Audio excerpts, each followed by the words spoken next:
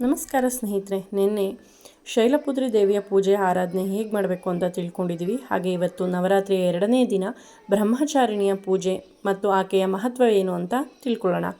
ಶಿವನಿಗಾಗಿ ಕಠಿಣ ತಪಸ್ಸು ಮಾಡಿದ ಬ್ರಹ್ಮಚಾರಿಣಿಯನ್ನು ತಪಶ್ಚಾರಿಣಿ ಎಂದು ಕರೆಯುತ್ತಾರೆ. ನವರಾತ್ರಿಯ 2ನೇ ದಿನ ಬ್ರಹ್ಮಚಾರಿಣಿಯ ಆರಾಧನೆ ಮಾಡುವುದರಿಂದ ಕಷ್ಟಗಳೆಲ್ಲ ದೂರವಾಗಿ ಯಶಸ್ಸು ಸಿಗುವುದು. ನವರಾತ್ರಿಯ 2ನೇ ದಿನದಂದು ಬ್ರಹ್ಮಚಾರಿಣಿಯನ್ನು ಒಲಿಸಿಕೊಳ್ಳಲು ಬ್ರಹ್ಮಚಾರಿಣಿ ಮಂತ್ರ, ಧ್ಯಾನ, ಪ್ರಾರ್ಥನೆಯನ್ನು ಮಾಡುವುದು ಮುಖ್ಯ. ನವರಾತ್ರಿಯ 1ನೇ ದಿನ ಶೈಲಪುತ್ರಿಯನ್ನು ಪೂಜಿಸಿದರೆ ನವರಾತ್ರಿಯ 2ನೇ ದಿನ ಬ್ರಹ್ಮಚಾರಿಣಿಯನ್ನು ಪೂಜಿಸಲಾಗುತ್ತದೆ.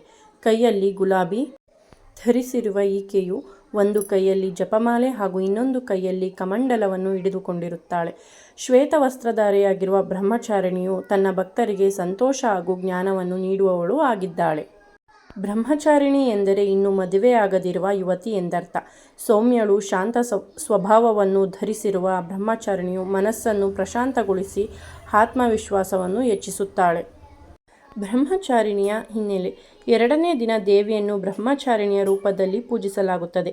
ಪಾರ್ವತಿಯಾಗಿ ಹಿಮಾಲಯನ ಪುತ್ರಿಯಾಗಿ ಜನಿಸಿದ ದೇವಿಯು ಶಿವನನ್ನು ಪತಿಯಾಗಿ ಪಡೆಯಲು ನಾರದರ ಉಪದೇಶದಂತೆ ಕಠಿಣ ತಪಸ್ಸನ್ನು ಮಾಡುತ್ತಾಳೆ. ಬಹಳ ಕಠಿಣವಾದ ತಪಸ್ಸನ್ನು ಮಾಡಿದ ಕಾರಣದಿಂದಾಗಿ ದೇವಿಗೆ ತಪಶ್ಚಾರಿಣಿ ಅರ್ಥಾತ್ ಬ್ರಹ್ಮಚಾರಿಣಿ ಎನ್ನುವ ಹೆಸರು ಬಂತು.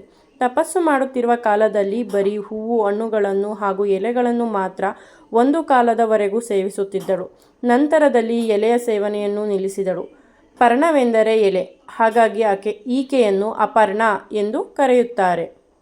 ಬ್ರಹ್ಮಚಾರಿಣಿಯ ಮಹತ್ವ: ಧರ್ಮಗ್ರಂಥಗಳ ಪ್ರಕಾರ ಪರಿಣಿಯು ಮಂಗಳ ಗ್ರಹದ ಅಧಿಪತಿ, ತನ್ನ ಭಕ್ತರಿಗೆ ಅದೃಷ್ಟವನ್ನು ನೀಡುವವಳು ಹಾಗೂ ಮಾನಸಿಕ ಕ್ಷೋಭೆಯನ್ನು ಪರಿಹರಿಸಿ ನೆಮ್ಮದಿಯನ್ನು ದಯಪಾಲಿಸುವವಳು.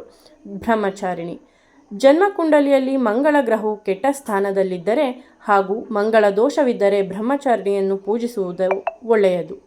ಇನ್ನು ಬ್ರಹ್ಮಚಾರಿಣಿಯ ಪೂಜೆ: ಬ್ರಹ್ಮಚಾರಿಣಿಗೆ ಬಹಳ ಇಷ್ಟವಾದ ಹೂ ಮಲ್ಲಿಗೆ. ಹಾಗಾಗಿ ನವರಾತ್ರಿಯ 2ನೇ ದಿನ ಮಲ್ಲಿಗೆಯಿಂದ ಆಕೆಯನ್ನು ಅಲಂಕರಿಸಿ ಪೂಜಿಸಿ ಮಾತೆಯ ಆಶೀರ್ವಾದವನ್ನು ಪಡೆದುಕೊಳ್ಳಿ. ಬ್ರಹ್ಮಚಾರಿಣಿಯ ಪೂಜೆಯನ್ನು ಮಾಡುವಾಗ 16 ವಿಧದ ಅಪರ್ಣಗಳನ್ನು ಮಾಡಿ ಆರತಿಯೊಂದಿಗೆ ಪೂಜೆಯನ್ನು ಅಂತ್ಯಗೊಳಿಸಿ. ಅಪರ್ಣಗಳು ಎಂದರೆ ಹೂ. ಬ್ರಹ್ಮಚಾರಿಣಿಯ ಮಂತ್ರ: ಓಂ ದೇವಿ ಬ್ರಹ್ಮಚಾರಿಣಿಯೇ ನಮಃ. ಓಂ ದೇವಿ ಬ್ರಹ್ಮಚಾರಿಣಿಯೇ ನಮಃ. ದದಾನನ ಕರಪದ್ಮಭಯಂ ಕ್ಷಾಮಲಾ ಕಮಂಡಲೋ ದೇವಿ ಪ್ರಸಾದೀತು ಮಾಯಿ ಬ್ರಹ್ಮಚಾರಿಣ್ಯನುತ್ತಮ. ಇನ್ನು ಬ್ರಹ್ಮಚಾರಿಣಿಯ ಸ್ತುತಿ: ಯಾ ದೇವಿ ಸರ್ವಭೂತೇಷು ಬ್ರಹ್ಮಚಾರಿ ರೂಪೇಣ ಸಂಸ್ಥಿತ. ನಮಸ್ತಸ್ತೈ ನಮಸ್ತಸ್ತೈ ನಮಸ್ತಸ್ತೈ ನಮೋ ನಮಃ. ಇನ್ನು ಬ್ರಹ್ಮಚಾರಿಣಿಯ ಸ್ತೋತ್ರ: ತಪಶ್ಚಾರಿಣಿ ತ್ವಂ ಹಿ ತಾಪತ್ರಯ ನಿವಾರಿಣಿಂ ಬ್ರಹ್ಮರೂಪಾಧಾರ ಬ್ರಹ್ಮಚಾರಿಣಿ ನಮಾಮ್ಯಹಂ. ಶಂಕರಪ್ರಿಯ ತ್ವಂ ಹಿ ಭುಕ್ತಿಮುಕ್ತಿ ಧ್ಯಾಯಿನಿ ಶಾಂತಿದಾ ಜ್ಞಾನದ ಬ್ರಹ್ಮಚಾರಿಣಿ ಪ್ರಣಮಾಮ್ಯಹಂ. ಈ ಸ್ತೋತ್ರವನ್ನು 9 ಬಾರಿ ಪಠಿಸುವುದರಿಂದ ತುಂಬ ಒಳಿತಾಗುತ್ತದೆ.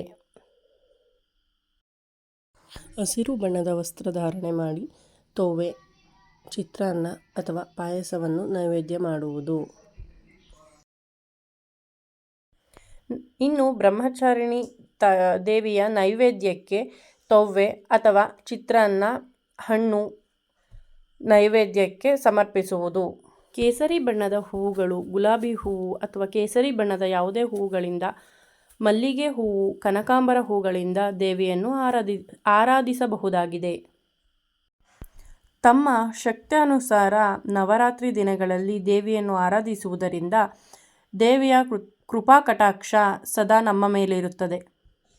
ಈ ವಿಡಿಯೋ ಇಷ್ಟ ಆಗಿದ್ರೆ ಲೈಕ್ ಮಾಡಿ, ಕಮೆಂಟ್ ಮಾಡಿ, ಶೇರ್ ಮಾಡಿ, ಸಬ್ಸ್ಕ್ರೈಬ್ ಮಾಡಿ. Thank you.